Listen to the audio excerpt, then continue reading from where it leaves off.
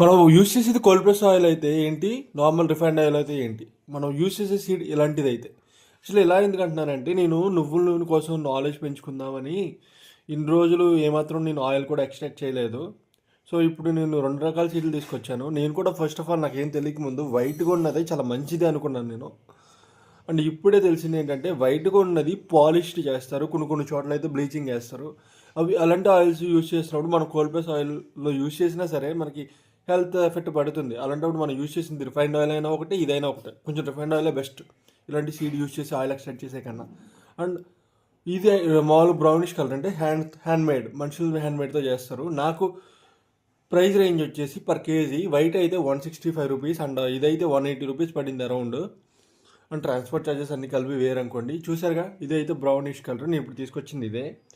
And white colour. And మీరు ఎలాంటిది use చేస్తున్నారు ఏంటి అనేది ఒకసారి ఆలోచించుకోండి. సరే మరి ఉంటాను.